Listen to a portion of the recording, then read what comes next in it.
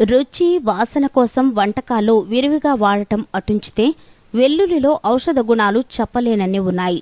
పప్పు, పచ్చడి, కూర ఇలా ప్రతి దానిలో వెల్లుల్లి ఉండాల్సిందే కొందరికి. అయితే దీనిని ఆహార పదార్థంగానే కాకుండా మందుల తయారీలో కూడా ఉపయోగిస్తారు. అన్ని రకాల ఆహార పదార్థాల్లో వాడే వెల్లుల్లి ఇంట్లో ఉండే సహజ ఔషధంగా పేర్కొనవచ్చు. ఎన్నో ప్రాణాంతక వ్యాధులు రాకుండా నివారించే ప్రత్యేక ఔషధ గుణాలను కలిగి ఉంటుంది. ఆయుర్వేదంలో అయితే దాదాపు అన్ని రకాల వ్యాధులను తగ్గించడానికి దీనిని వాడతారు.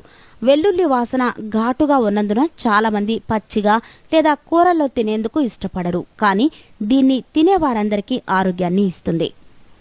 అసలు పచ్చి వెల్లుల్లిని 4-5 రెబ్బలు నిత్యం తీసుకునేవారు రోజు కనీసం అరగంట జిమ్కి వెళ్లిన దానితో సమానం.